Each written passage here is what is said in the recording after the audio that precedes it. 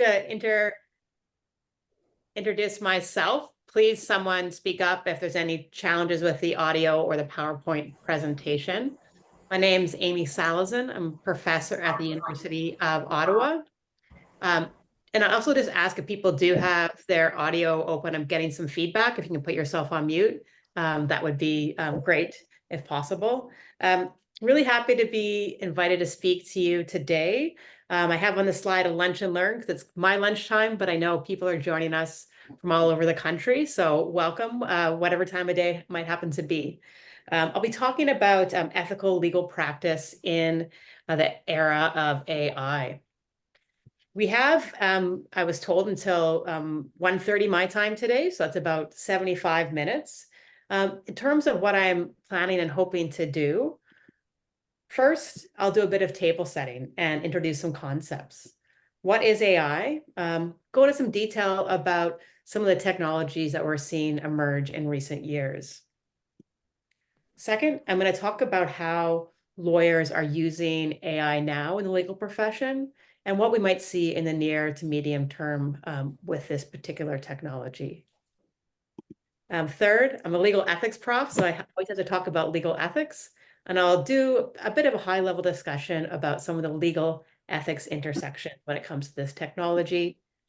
And then lastly, I'm hoping we'll have time for conversation at the end. I welcome questions, feedback, your own perspectives. I always learn something when I get a chance to talk to groups of lawyers. So don't hesitate to put your comments in at that point in time.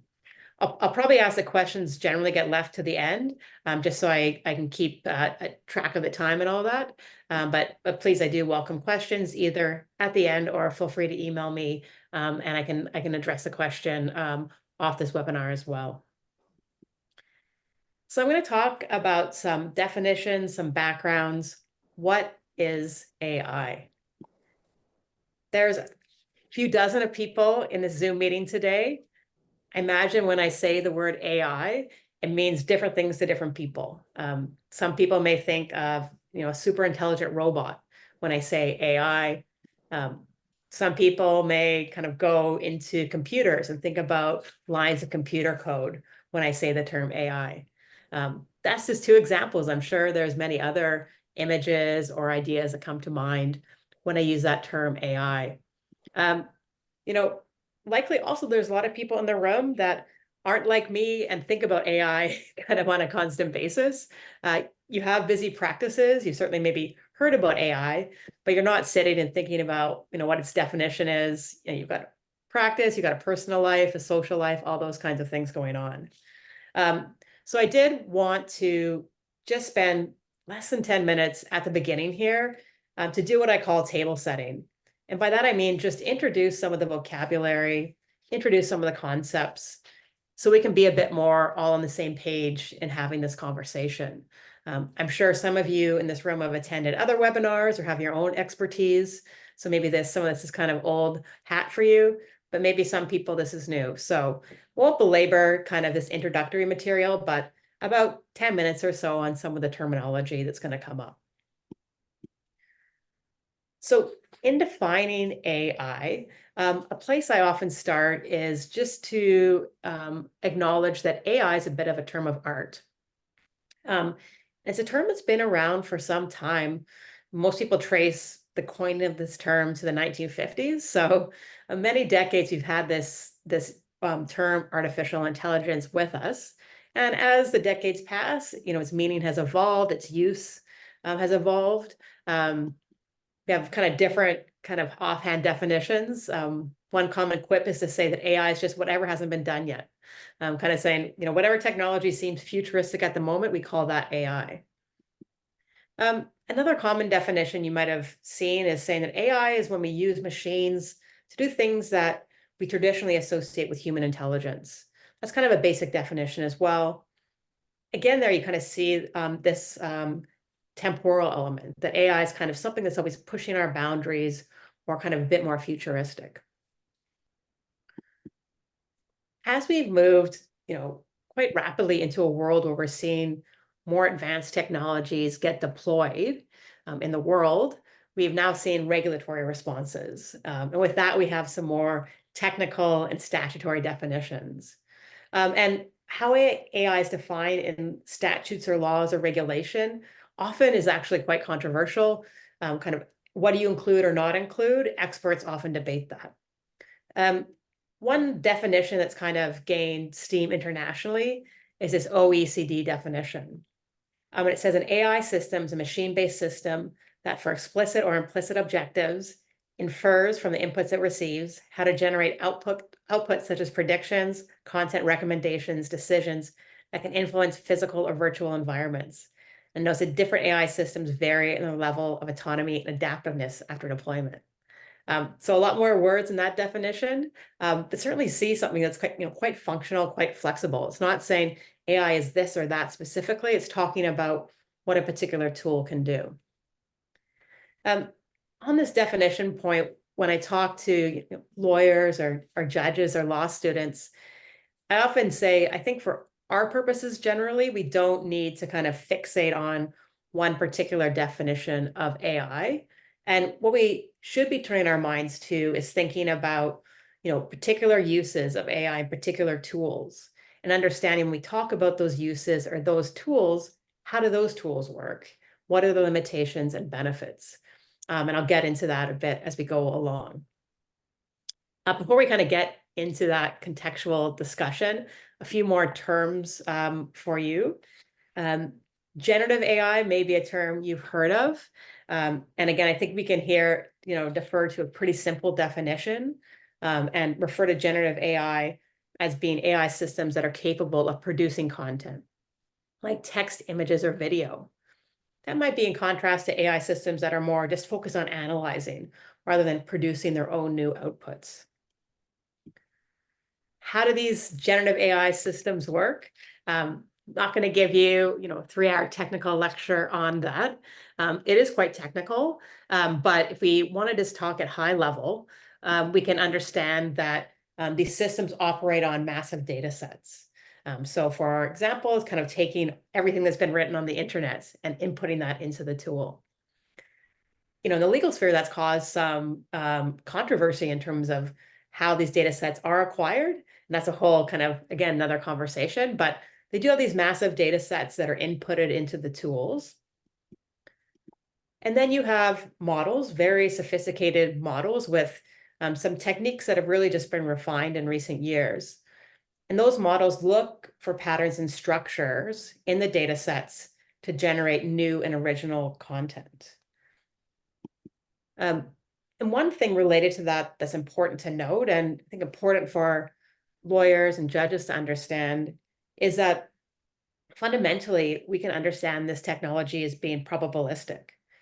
It's predicting what things go together, whether it's predicting what words should go together, if it's outputting text, or what pixels should go together, if it's creating images. And that's different than what you might call a deterministic model that has basically an algorithm or a set rule-based structure that the model goes through and then just picks one particular answer from a set of verified options. So different type of model, really focused on making predictions. Is making these predictions using some very sophisticated techniques after consuming just really a mammoth amount of data. And then also some human training often as well. But again, I think it's important to keep in mind or understand at some level, this technology is fundamentally probabilistic. And I'll come back to that a bit later. I think this is the last term for you today. I won't have a whole dictionary of terms for you, but you may have heard of something called a large language model. That's really one way to understand that are the generative AI models that have consumed a lot of text, words, and are focused on generating new human sounding text. And again, you'll see in this definition from LexisNexis, they work by predicting the next term or word or sentence given the words that came before. So an analogy that's imperfect, but some people find useful is to kind of think about it as a supercharged auto predictive, like people may have seen in some of their existing tools. So ChatGPT, which may be something many of you have heard of, was a tool introduced in November 2022. was offered free to the public, a tool that was built on top of a large language model. Also started getting some premium versions you can pay for, but kind of this tool that was released about 1.5 years ago now. If I was in the room, I'd kind of ask how many people have used it and what you've used it for, but I assume some of you have, and maybe some of you haven't as well. For those that haven't, I'm not going to do a full demo on ChatGPT today. Here's a screenshot of what the tool looks like, and you'll see that it asks how it can help you, and has a fill-in box in the bottom where you can provide it instructions or ask questions. These are often called prompts in generative AI language, and it will output text. And you'll see if you look at the top left-hand of the screen, there's different versions available. I do have a subscription, so I'm able to use some of the more versions that are advanced. I do, in the next screen, have one screen record of showing the tool create a particular output, just again for people that may not have seen the tool before. If the audio is working, you may hear some of my typing on the screen record, so I apologize for that. But I'll play it now, and you can see me asking the tool to explain the access to justice crisis. This is something I did a couple weeks ago in real time, and this is what the tool did for me after I asked it to do that.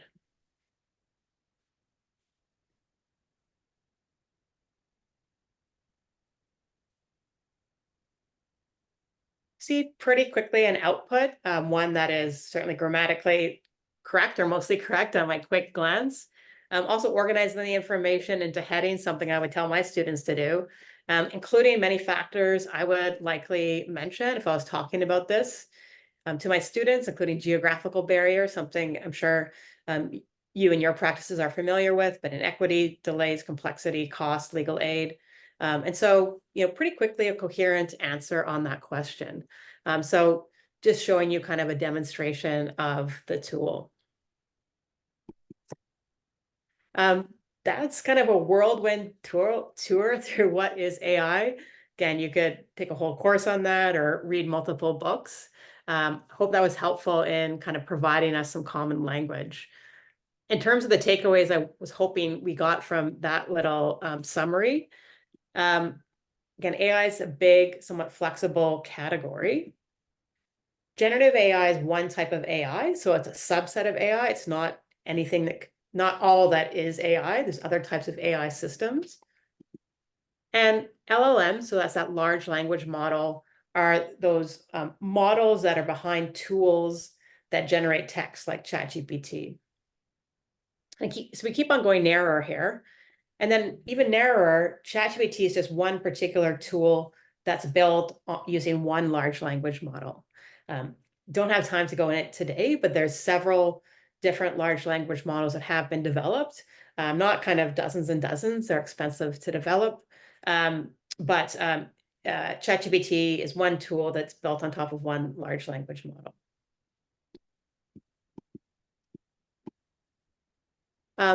So this now takes us to the second area, which I'll spend a bit more time on. And that's how are lawyers using AI? How might they do so in the near future? Again, starting at the big picture, I kind of like to start generally always with these things. To me, it's helpful to recognize that AI and lawyers aren't two things that just met with the release of ChatGPT. That actually for some time now, the legal profession has been using AI. Not all lawyers, not every sector, but this type of technology has been present. One prominent example is in the area of e-discovery, particularly in large pieces of civil litigation. There have been tools that have existed for a while that use something called technology-assisted review or computer-assisted review that use AI to try and kind of take millions of pieces of digital data and discern what's relevant if you need to disclose that to the other side and produce it in litigation. Some legal research tools have been using different types of AI for a while. There's contract analysis tools. You may have examples in your own experience as well. So it wasn't, again, a type of technology everybody was using everywhere, but it's kind of modest but increasing. That's a phrase I read in a paper a few years ago. That's why it's quoted, and I thought pretty accurate in describing the state of affairs. We did have a moment though with ChatGPT.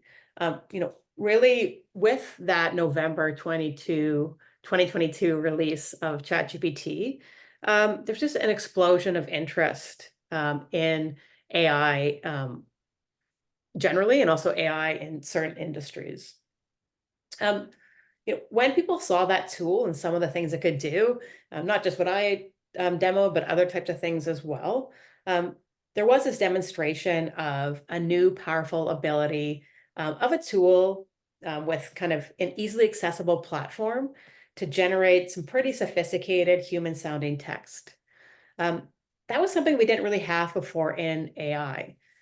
There's different iterations of this type of model before, but just what we were seeing in terms of accessibility and the level and quality of what was being produced, that was pretty new.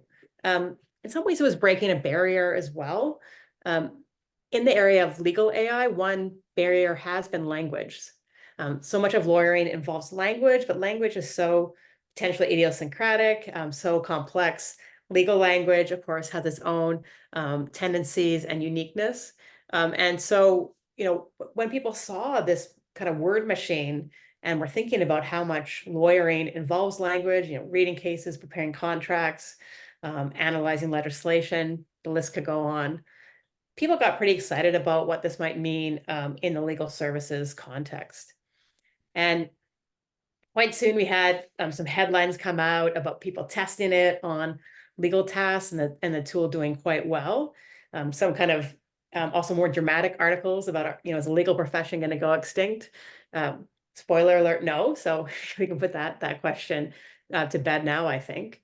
But a lot of excitement certainly in legal trade journals about this type of technology. Several months after some of this initial excitement, we did kind of also get brought back to reality a bit. And we started seeing some real life examples of things that could go wrong if this technology is not used appropriately. And again, if you're in the room, I'd ask for a show of hands how many people saw the case of the New York lawyer from about a year ago. What happened with that lawyer, who ended up being on the front page of the New York Times print edition? They had a case. They had a case, a consumer dispute involving an airline, had a particular motion in that case. Needed to find some cases on points to this legal issue in the motion. Asked the tool ChatGPT, typed in something like I just did, asking it for relevant cases.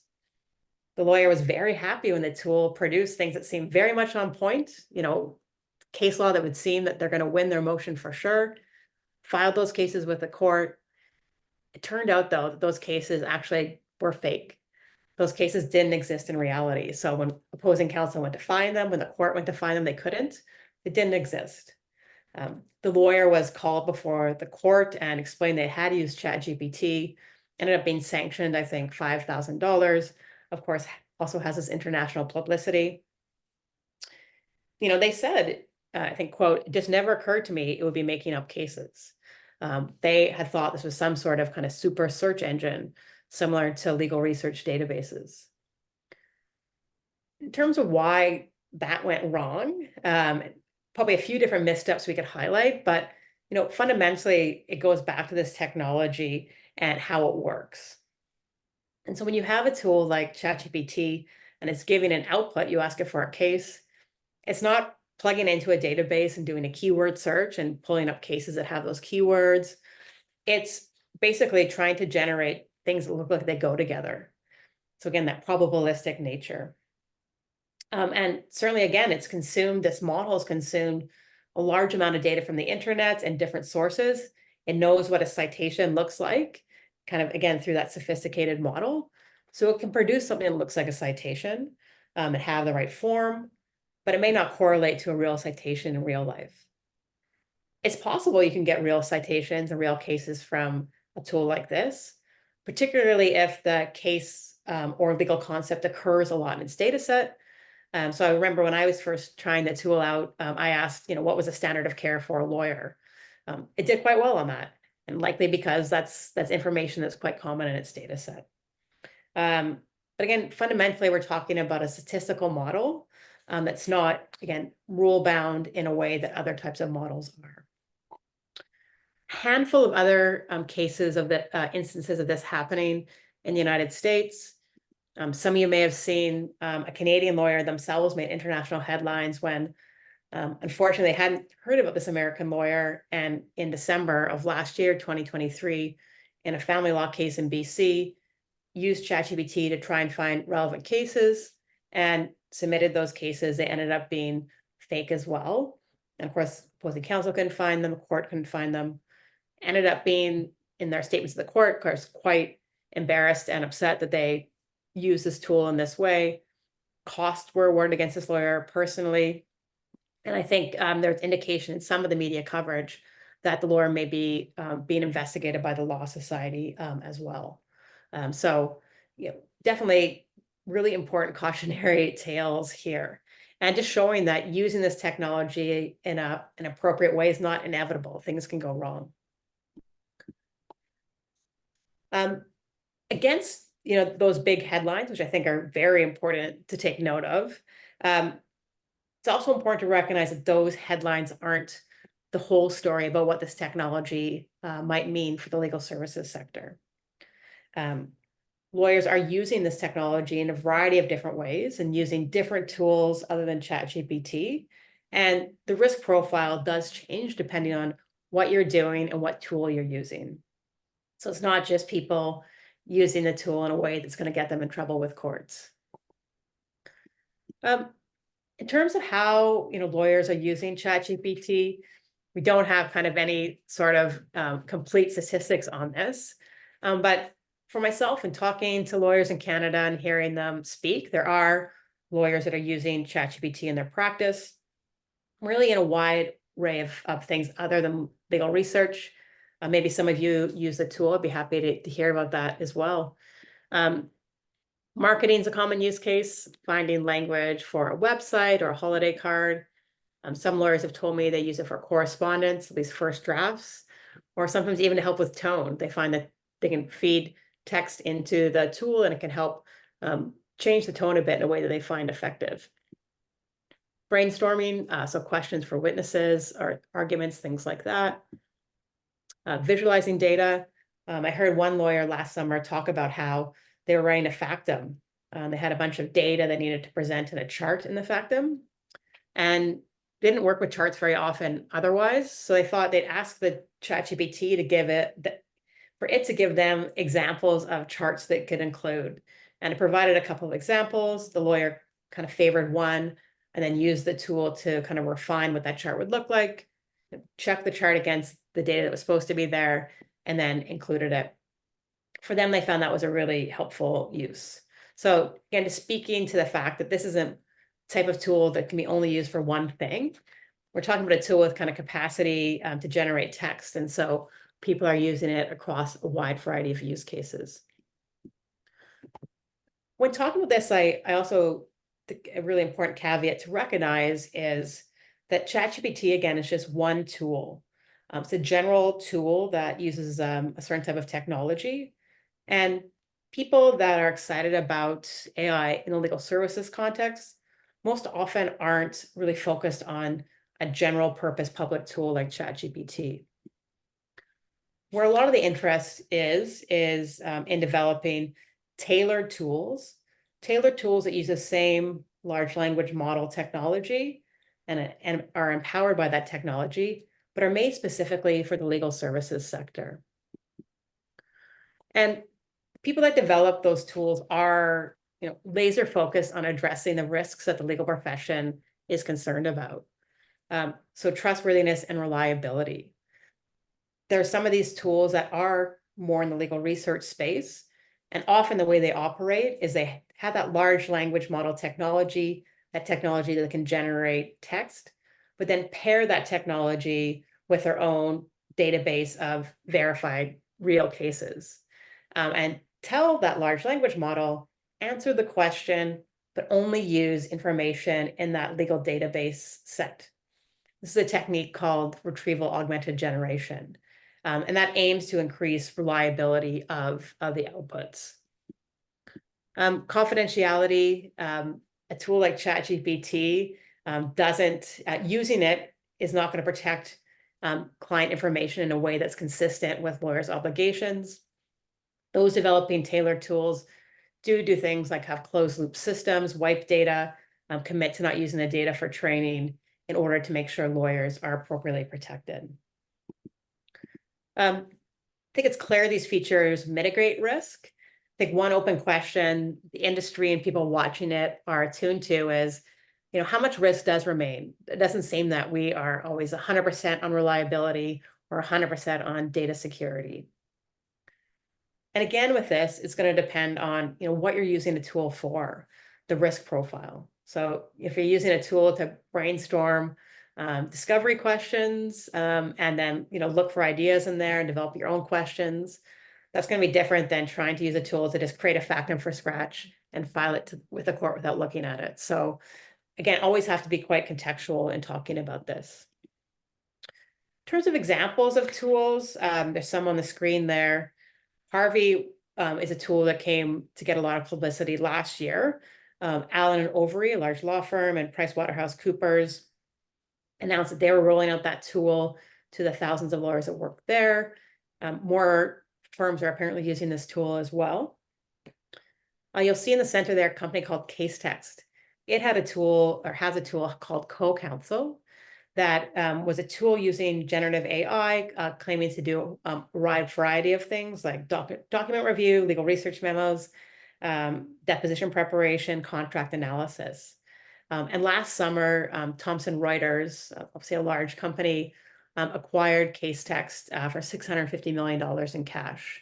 And I often give that example just to show or demonstrate how much money and investment is being put into this space.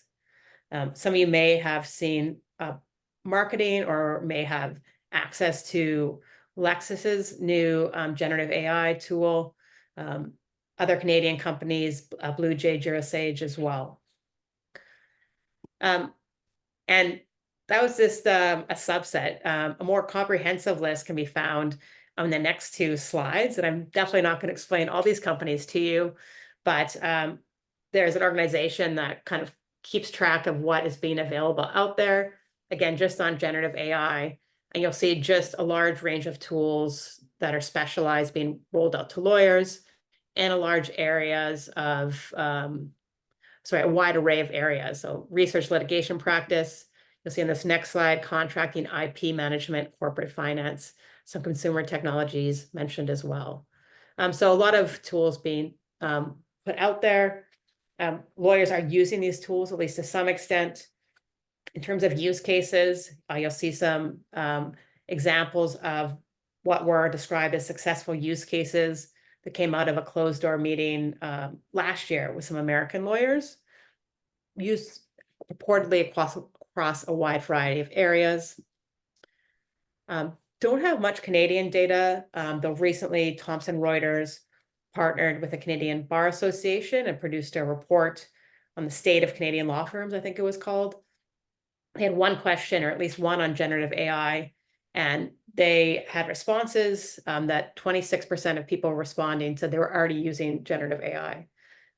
Don't think there's detail kind of breaking down which particular tools. You can see on the screen the sample size was 330. So some information, but we don't have a clear sense exactly about who is using it and how. I think another important thing to note about the environment we're in now with these tools, we've had now some testing of these tools. A recent report came out of Stanford looking at some of these specialized tools in legal research space. And finding maybe some still, residual risk when it comes to accuracy. There was a big conversation about the study, what methodology was used, did they use the right tools? So I'm not going to get into that whole debate, but I did think that their observation that we don't necessarily have a lot of independent public information benchmarks for testing these tools was a really important one. And then I think one thing that I think the field is recognizing is we need to start having kind of more independent testing of these tools so we can understand where are they best used, where are the risks that remain. And I think people are now starting to see how important it is. And I'm hoping we'll get some more kind of benchmarks or quality assurance independent testing going forward. Another kind of piece of this puzzle to note, of course, is that those tools that I presented come with a price. And sometimes it's always relative, but sometimes the price can be quite expensive for many lawyers, especially solos and smalls. And if you look at the types of tools, often, though not exclusively, they are marketed to a more commercial corporate type of practice. There's certainly some really interesting stuff happening in the access to justice space. That's kind of a whole separate lecture. But I think one thing that's going to be important going forward, if we find, strong uses consistently for this type of technology, is how can we make it more accessible across the board? One promising thing on that vein is that Can Lee, which I'm sure most, if not everyone on the call is familiar with, is interested in generative AI, and I think researching actively, what types of tools or functions can they roll out to its users.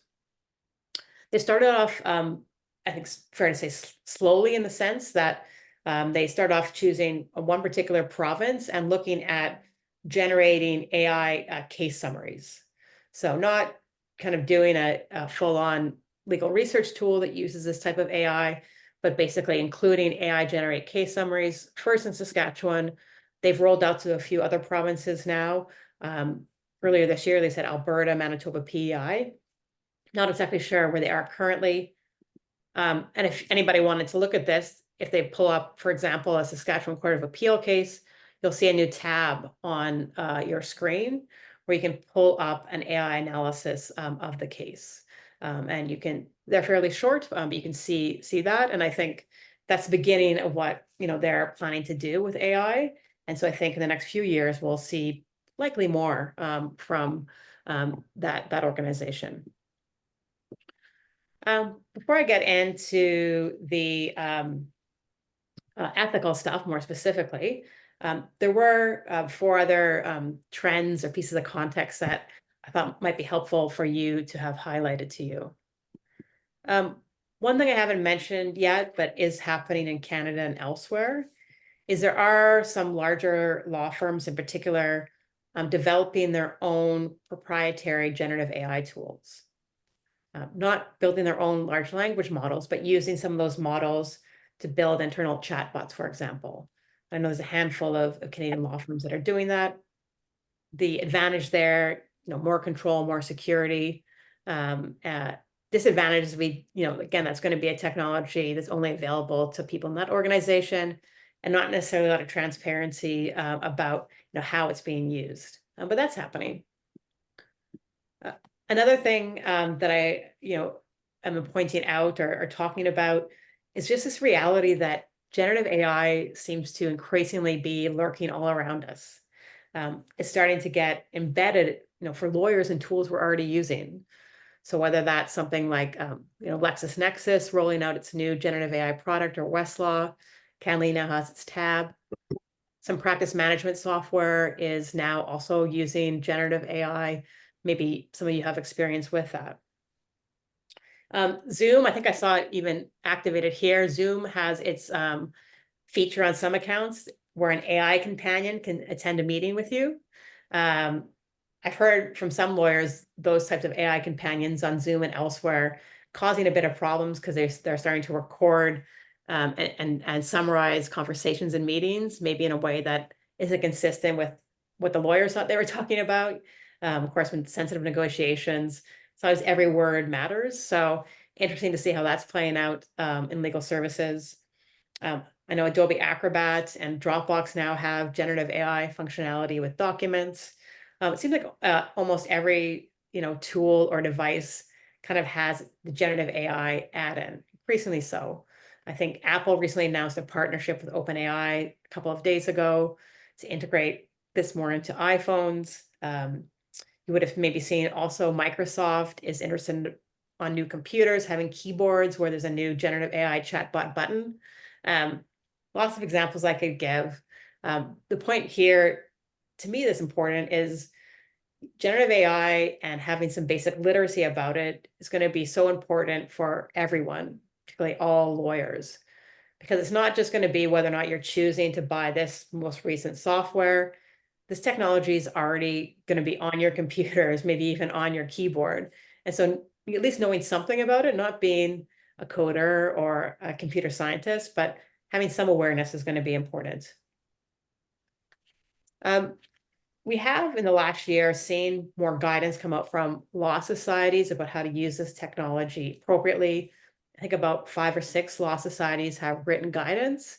I think it's all quite useful and good. And I thought also great to kind of have different examples across the country of different things focused on.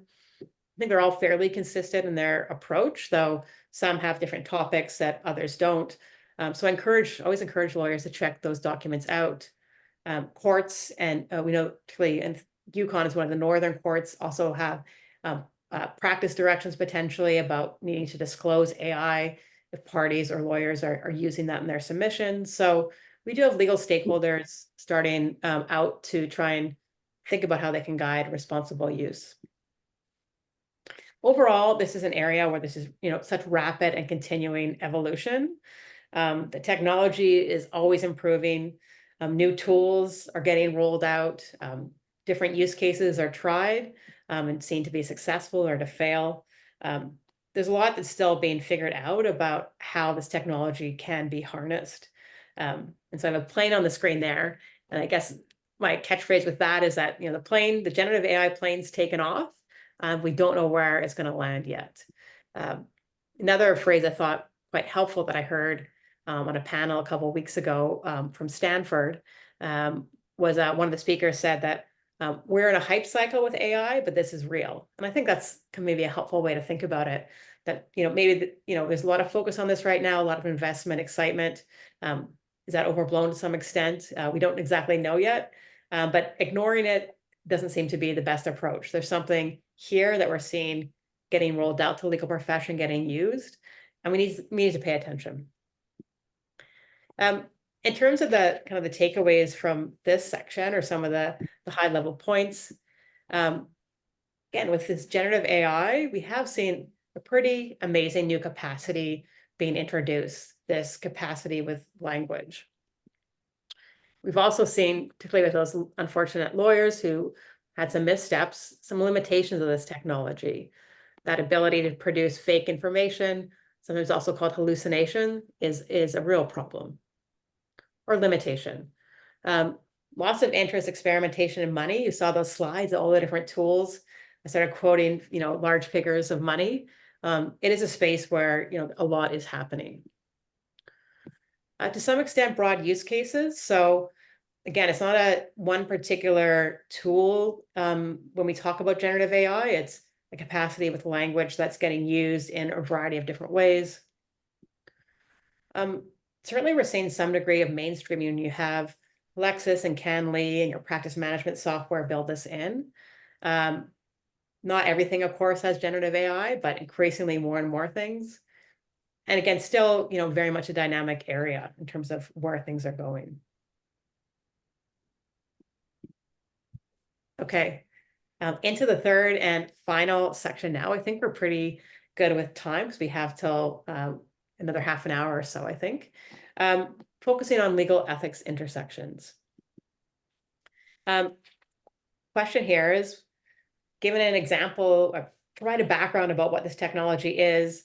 I've talked about how lawyers are using it, and we've kind of indirectly talked about some of the ethical challenges. But now getting more specifically into how lawyers' professional obligations interact with the use and presence of AI in the legal services sector. And we can think of, several different areas that might be engaged. I think I'll cover 5 or so. First, how does this technology interact with lawyers' duty of competence? And to me, the good place to start here is to recognize that in recent years, lawyers' codes of conduct across the country have integrated an explicit obligation for lawyers to be technologically competent. And I'm not going to read the slide here, but what does this mean? Essentially being able to use and understand technology that's relevant to your practice. And so very much a contextual duty, recognizing, what, a lawyer working in IP in Montreal needs to do versus a lawyer in a small town doing wills and estates. They're not going to be using the same type of technology. And also you'll see in that second paragraph, this is going to be also connected to the geographical location of the lawyers or law firms' practices. So you'll be much more familiar with this than me, but say in certain areas in Canada, access to technology, access to the internet is going to be disparate. And so what technology is going to be appropriate is going to depend on not only what you're doing as a lawyer, but where you're located and what your clients need. So very proportional contextual duty. We talk about generative AI and this duty of technological competence. I kind of see a two-sided coin. And the first side of the competence coin I see is, can legal professionals use AI tools and provide competent legal services? Is this something that could be part of your toolbox? And I think, generally the answer is yes, maybe, or it depends, the usual lawyer answer. Again, and I've said this several times, but I think it's really important to emphasize that, the context is really going to matter. And, understanding what risks and benefits there are, how different legal, ethics considerations play out is really going to depend on, what you're using the tool for and what tool you're using it for. So we had those lawyers submit fit cases. They were using something for legal research, ChatGPT, that simply wasn't designed or appropriate for that use case. So they ran into problems. So understanding limitations is going to be really important. Another important aspect to this, and something I think that almost all the Law Society guidance in Canada emphasizes, is being cautious not to over-rely on the technology. As lawyers, we always need to be applying our independent expert judgment, and we retain, responsibility for the work product we're putting out. On the question of over-reliance, I thought this quote, it's maybe hard to piece this tweet from Twitter together, and but essentially what you have in the top line is a quote from a CEO of a company that makes AI technology for the health services sector. And basically it says that sometimes when our users got used to our product, they would just start blindly trusting it. And so, a lot of these technologies, or virtually all of them, are always best seen as, assisting one in one's tasks rather than taking over for someone. Again, that independent judgment of the professional is going to be important. But there is a risk, when you have a tool that's producing things that in its form can look so coherent, so correct, so great.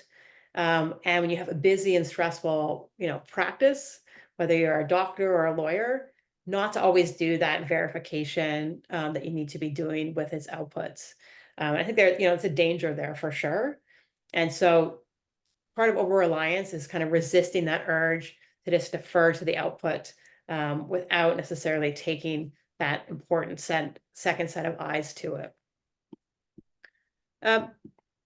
The second side of the competence coin that I often talk about is this question of, whether failing to use an AI-empowered tool could be incompetence. So kind of the flip side of what we just talked about. Here, thinking about this question, something that comes to mind is the transition we've already done in legal practice, largely from doing legal research with print resources exclusively to now using computerized research. So by that, I just mean using tools like CanLII, also some of the commercial tools. And, all the way back in 2010, we had an Alberta trial court just note that, things have shifted in the legal practice, and a lawyer can't use print resources and it be assumed that they're acting competently. The practice of law has evolved to a point where computerized legal research is no longer a matter of choice.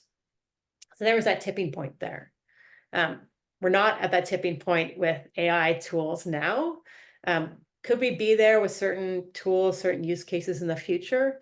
I think certainly. I don't know exactly where the path's going to lead us, but to think that this technology may integrate itself more, become more of the basic expectations on lawyers, I think that's realistic.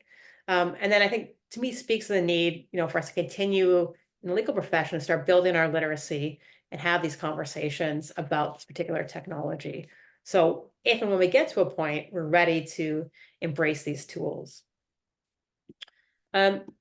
Moving on to efficiency and fees. It's not always the most talked about, ethical obligation, but we do in our rules. And I think this is taken from the model code, but reflected in most jurisdictions. We have an ethical obligation, a professional obligation to provide efficient legal services. That gives rise to a few questions. If you do have an AI tool that can really drastically reduce how long it takes to do something, is there going to be professional obligation to use that tool? I think that's probably something we'll have to, with kind of wide variety of technologies, confront with more and more frequency. I definitely think we need to be cautious about what technology and how we're using it in legal service delivery. But there are going to be, I think, good and safe opportunities to do things in more efficient ways. And people are certainly hoping this will take place with generative AI. Another screenshot from a study survey done by Thomson Reuters. I think this one was lawyers internationally, but they were asking lawyers, are you excited about generative AI? Those that responded or chose that they were excited. 41% really focused on this idea of increased efficiency and productivity. So there's certainly hope that we can use this technology to be more efficient. Related to efficiency, it's also an obligation to only charge fair and reasonable fees. And there's a prospect of maybe having AI tools that can significantly reduce the time it takes to do certain tasks. And that's definitely a conversation that's happening now, and more talk about alternative ways of billing beyond the hourly billing to kind of reflect this fact. But I think it's a really interesting question. Like, what does it mean to have, ethical pricing? When you have a scenario, let's say, where there's a legal task that, used to take someone 10 hours to do, what they can complete in one because they use an AI tool. But maybe that 1 hour of time is kind of built on their years of, verifying the output is built on their years of expertise, their expensive schooling. What's going to be a fair and reasonable price in that circumstance? And I think, the market is going to take care of this to some extent, depending on the sector. Clients will make some demands, but of course, in legal services, we have such a diversity of practice areas, and there are situations of clients that are less sophisticated, less powerful. They're not going to negotiate in the same way a corporation is going to do the fees the lawyers are charging them. And so I do think it's important to keep in mind that this fair and reasonable fee thing is part of our ethical obligations, and it's not just a commercial question. We have to think about, what is going to be consistent when we charge clients for our services. Confidentiality and data security. When you use a tool like ChatGPT, and I think this was signaled before, it's not going to keep your information secure and private in a way that's consistent with your obligations of client confidentiality. And, in terms of having those kind of scary headlines, the kind of comparator in confidentiality was this issue that happened with Samsung about a year ago, where it wasn't lawyers, but it was engineers or individuals, I think, working on computer code, and they were using a tool, ChatGPT, to work on that code, and hadn't really appreciated that, inputting that sensitive information, that those company secrets, those trade secrets, was compromising the company's ownership of that information. So pretty quickly this came to light, and Samsung had to kind of, roll back what their employees were doing and put certain controls into place. So again, question of people not realizing, what are the downsides of using a tool, even if it seems to be doing something that's helpful for me. As I mentioned, those that are developing those more specialized tools for the legal profession or their own in-house tools are putting different types of data security controls into place. Again, question about how much residual exposure might be there. This question of kind of inadvertent data sharing. There was this screenshot from a blog that was talking about, some of these concerns. I think another concern in this field is it is getting easier and easier to build tools that might be marketed or presented to lawyers. And so it is really important that when thinking about using tools, that there's some level of due diligence to make sure that there are proper controls in place, that the actual practices of the company are consistent with what they say in their terms of services, using that critical judgment. Here's another place where I think, as we can hopefully develop independent third-party quality assessments or benchmarking, that's going to be really helpful to lawyers to understand, what tools are going to have the appropriate security. And of course, in the privacy and data security field, there are some recognized international standards already. Communication and candor is a fourth area. And I think that just to flip back for an overview, as lawyers are starting potentially to use AI tools, there's a question that's come up about how much do you need to tell clients about what technology you're using in your office. And the different ethical guidance is engaged with this in different ways. I think it's an important question here. If we are starting to use machines to do things that, clients think that we are doing more manually or, as humans, but we're delegating it to a machine, I think being as open and transparent as possible is really important. So the client can give you appropriate instructions, so they can have that trust in you as a fiduciary and someone looking out for their interests. I thought this guidance, this is from the Law Society of Ontario, was quite good, and not having a black and white rule about you always need to disclose if you're using any type of AI, but it said this is going to need to be considered, and that there may be some instances or contexts where clients are going to expect disclosure, and that's going to be reasonable, or the effective communication rules infer it. And they talk about some factors. I think these are things to think about. Will the use of generative AI necessarily be disclosed publicly? So if you're in a jurisdiction where if you use AI to prepare pleadings, you need to disclose that to the court, probably important for your client to know upfront that that's the situation they're going to be in. What's the expectation of the client? Are you auto-generating all your emails to them and they think you're writing them personally? Again, maybe to maintain that trust relationship, that needs to be clear if you're going to be doing that. Reputational risks the client may be exposed to. The question of kind of, if you're using personal or proprietary information, having more transparency to the client is going to be important as well. The last area I was going to touch on was supervision and delegation. Maybe one of the even more tricky areas when it comes to thinking about AI and the delivery of legal services. What does appropriate supervision mean when lawyers use AI tools? Particularly, one challenge with a lot of these tools is that even experts don't always understand how they arrive at a particular output. So one thing you can do, and we talked about it, is kind of double check those outputs, verify them with your own expert judgment. I think, though, we need to start thinking even beyond that. There could be certain errors, particularly when the output fails to include something as opposed to kind of including, something like a fake case. Due diligence has to take place prior in terms of, what tool is being used, what techniques does this tool have, what are the risks? So I think that's going to be, really important going forward. Again, I think connects to that broader conversation about having some more objective benchmarks and testing of these tools. I don't want to, by the fact that I keep on repeating that, I don't want to give you the impression that I think these tools aren't potentially very effective and very compelling for legal professionals. Just that I think we need to have, again, that independent idea of where are the limits of these tools, how the different tools differ, what are their strengths and weaknesses. Thinking about delegation too, which is a bit different than supervision.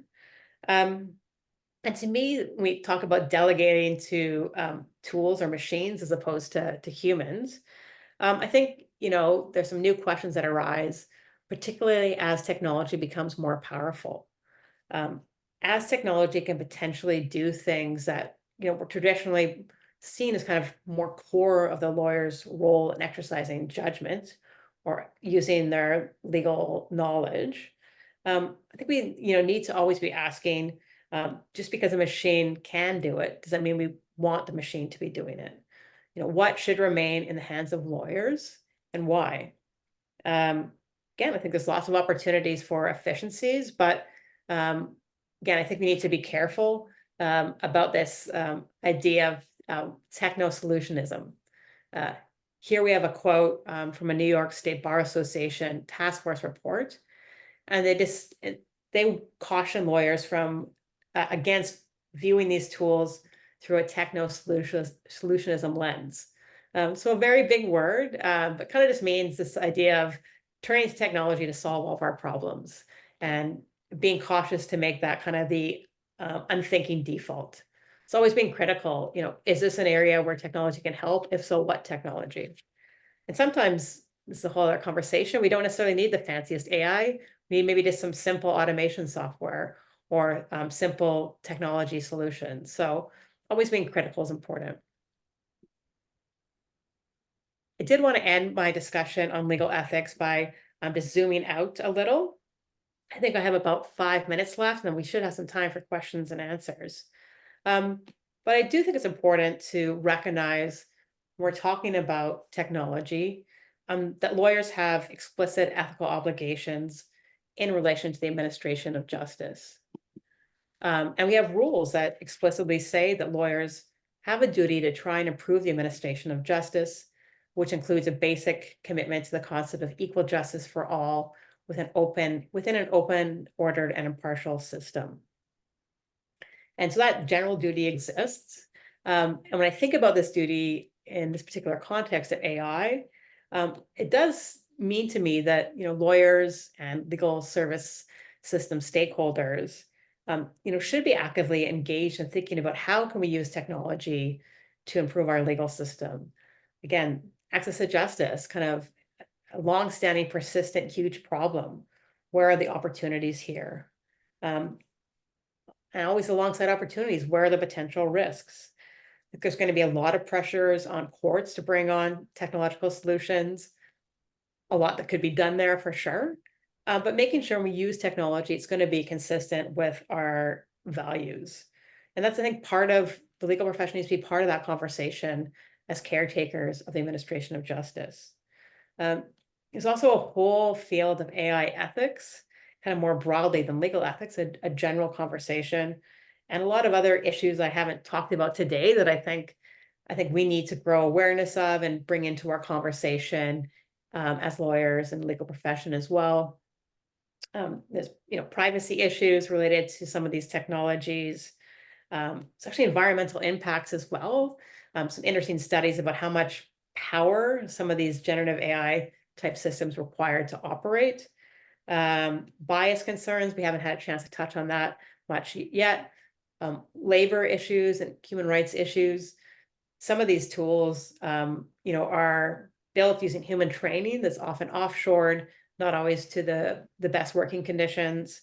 And so I think, when we're thinking about how we're integrating this technology, I think those broader concerns need to be part of our conversation as well. I'm going to end with a quote that an American professor, put out earlier this year when they were asked what might happen with AI in 2024. And his name is Ethan Mollick, and he said, "While how far AI comes this year is not yet clear, I do know that this may be the critical time to assert our agency over AI's future. Managers, educators, and policymakers need to recognize that we're living in an AI-haunted world. We need to both adjust to it and shape it in ways that increase its benefit and mitigate its harms." I like this quote. I really like the term AI haunted. I think can capture a lot of things about what we're experiencing now, both in legal profession, kind of in society generally. I also like kind of the call to agency you can see there, to say, we shouldn't sit and just be passive consumers of this technology. Again, there's lots of opportunity here, but there's also a really important moment for us to take agency, over how this technology is being used, so we can have kind of the best futures for the public generally, for our clients, for ourselves in the profession. I think one hope is technology can take away some of the routine, mundane tasks and allow us to do things as lawyers that we often most enjoy. So, and how do we harness this technology in a way that's responsible and productive for us more broadly? Okay, so I think that leads me to the end of the presentation, and see a few things in the meeting chat already. I haven't been able to keep track as I'm talking. I don't know if Mark, you wanted to handle Q&A. I'm not sure if you have a voice with your mic yet. Perfect. Can you Yeah, hear me? yeah. Oh, it's amazing. I've spent the last hour researching technical competency for lawyers. So I had my microphone on Bluetooth for some reason. I apologize. Been there. But it's amazing. So we have a ton of Okay. comments. Oh, great. But maybe I'll take the privilege of, because I was supposed to facilitate this, I'm going to get my question in first, if that's okay. Sure. Yeah. So I've had the privilege of hearing from you over the last 6 months on a number of different occasions. Back in the fall in the Yukon, where everything seemed very, very exciting on all fronts AI, to just a couple of weeks ago here in Iqaluit, where you and Michael Litchfield kind of gave a presentation, which seemed to me a little bit more down, and it was on the kind of the human alignment concerns and ethics concerns, and then immediately after you spoke in Iqaluit, the New York Times produced this open letter from people who had resigned from OpenAI. I was just wondering, is this getting away from us? With the advent of artificial general intelligence, they're saying in the next few years, like, is it realistic to expect that legal ethics or regulation can keep up with the advancement in technology? Yeah. I mean, that's the question, right? And I think we are seeing movement in the area with the EU AI Act in Europe, which will have influence here. And then, of course, we've had the ongoing discussion of the Artificial Intelligence and Data Act in Canada. I think a big part of crafting that Canadian legislation was just how do you create something that's meaningful but also responsive, and what do you dump to regulations, and is that going to be enough? And are we just going to see this industry plow ahead in terms of doing things and with their own mandate and ideology pushing the bounds of what's legal? I think there's reasons to be concerned. Some people in the AI ethics field also kind of caution us for not spending too much time kind of on the maybe more catastrophic potential consequences of artificial general intelligence, which is kind of referring to something much more powerful and that can maybe start doing nefarious things, and urging us to focus on kind of the current issues, where you have maybe administrative agencies using AI that's biased or what have you. The last thing I'll say on this question, one thing I'm hoping to write about and been thinking about, is the issue for the legal profession about independence.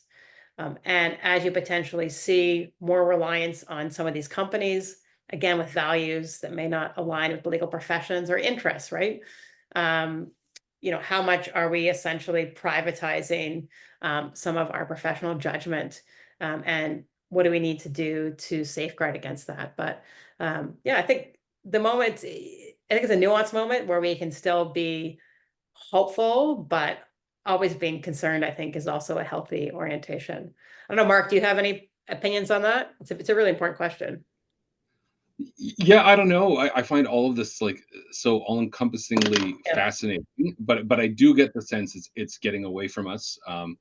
So my day job, I work for the Superior Court here in Iqaluit, and I think like we're kind of turning our consciousness to like what does it mean for the integrity of evidence that we're going to see, and with the advent of deep fakes and all of this, it seems like I think we're way past like worrying about hallucinations and the odd factum that comes in, and more moving into the actual integrity of the administration of justice with this tidal wave of technology, which Mhm. we probably aren't overly prepared for. Yeah, yeah. I did cut it. I had a whole thing on deep fakes in this presentation as well, but cut it for time. But I encourage people to be thinking about that area too, because Mark's 100% right. A lot could be happening there that we should be paying attention to. Mark, I don't know if Excellent. you So want to, yeah, go ahead. yeah, I'll let you just ask me things based on what you see in the chat rather than me trying to scroll through it, if that's okay. yeah, and perfect. So I'm just going to go down in order, everyone. So I'll start with Ian's question. So are we seeing the monetization of the access to legal information, or even all information? This was touched upon a bit with the effect on access to justice of AI. Yeah, I mean, I think so. The issue of access to legal information in the legal tech sector has been a big conversation even before generative AI, where you have seen people be critical of the fact, that we do have some private companies that have access to court decisions, like the large legal research databases that aren't always available publicly, and large, relatively high subscription fees to be able to access that. So that's been a huge concern, and kind of a whole movement towards free law, particularly in the United States, has been happening. And I think we're really fortunate to have Ken Lee here. There are some interesting things happening in the ADJ space. So I don't think anybody here is from there, but People's Law School in BC have kind of updated their chatbot Beagle to be operating on GPT-4, so the same technology as ChatGPT, and have rolled that out to the public. It's answering legal questions, again, using that technique to try and only answer it based on their set of verified legal information. I was at a webinar they presented. They're pretty happy with the accuracy. So that's an example of a free tool they find pretty cost effective to operate. Still in the early days. I think they're still monitoring kind of all outputs from it. But yeah, People's Law School, if you just go to their main page, you can see Beagle. I know other public legal information organizations across Canada are thinking about, is there a safe way we can get legal information out more effectively? So again, will we see what we often see with technology in the legal system, kind of two different tiers with kind of the most sophisticated tools for the most wealthy? There's reason to be worried about that, but maybe we can have, even better legal information than we have now out to the public at low cost or no cost. There's some interesting people working on that, and people that I think are coming up with some innovative solutions. Excellent. That ties in nicely with Leslie McCrae's question, who thanks you for all of your insights. And Leslie's question was whether you or anyone else was aware of work that is underway to use generative AI to assist self-represented litigants in preparing their documents and/or understanding rules of evidence and practice. Mm-hmm. So there is a People's Law School has Beagle. It won't, I don't think, prepare kind of anything close to preparing a draft pleading. It does sound like that there are some self-reps using a tool like ChatGPT to help with kind of, I guess, preparing language that's more appropriate for the legal context, rather than kind of delegating the legal research things to it. I think I've heard people working in small claims that they're seeing in some cases even better documents coming in, and they're thinking that's because of generative AI.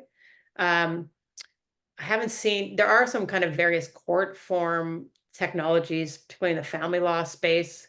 They're not using generative AI mostly yet. They're kind of using a kind of a more decision tree automation type of thing. What was it on evidence, presenting evidence? Not that I've seen per se, but more and more, there are also people just using kind of the basic GPT technology and experimenting by kind of putting an interface over it. So we may see that. There may be things I'm not aware of as well. But they've done work on court forms, and there are some pretty good systems now that, again, aren't using generative AI, but are using kind of more automation, particularly Clio. In Ontario, they have some pretty interesting family law guided pathways. Excellent. Are you concerned on the ethics front at all from like like the true accessibility of like the quality of the generative AI tool that self reps are going to be able to use versus everyone else?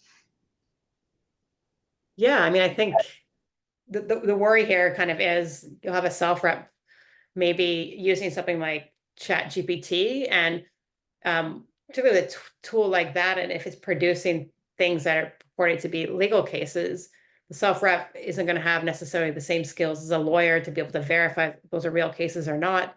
The guy's asked to produce things that look like pleadings and think that pleading can look kind of facially correct and look legalistic, but it may have some pretty important errors. And of course, if you're unlegally trained, you're not going to be able to discern that. The whole people that are optimistic are hoping we'll have, public organizations put out quality tools that will help people.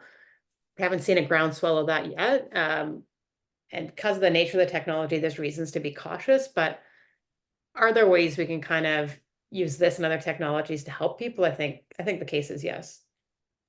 No, perfect. Excellent. So maybe we have time for one more from Teresa Meadows, who says that your fees discussion called to mind a recent article that highlighted that corporate lawyers are starting to encounter situations with clients coming to them with AI generated summaries of the facts in their cases and having to expend considerable time to review the facts themselves and verify or not the utility accuracy of the summaries generated, and then encountering pushback from clients that they don't want to be charged for this process. Are you hearing similar issues?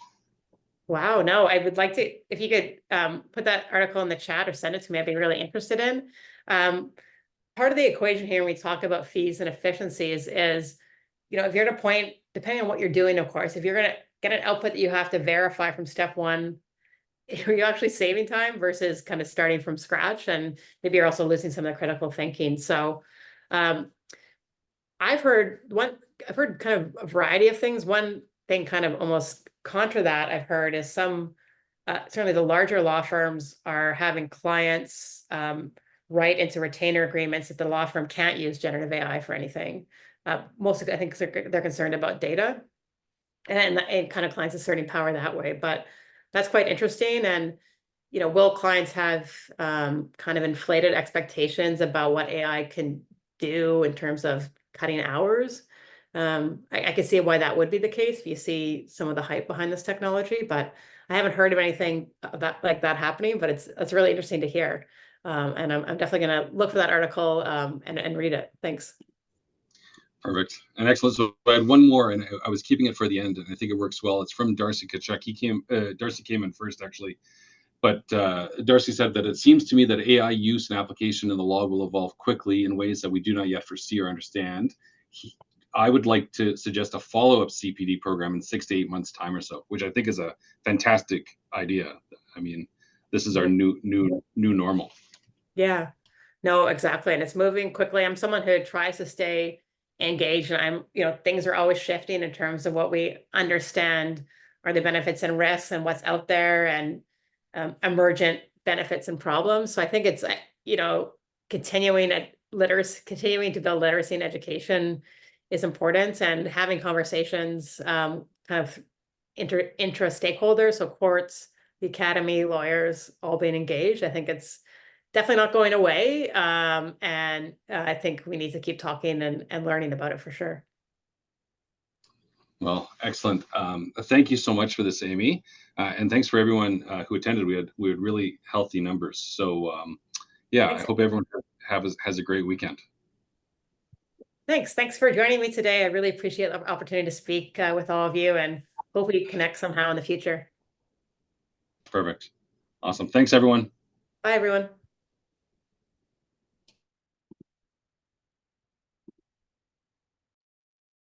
Thank you very much.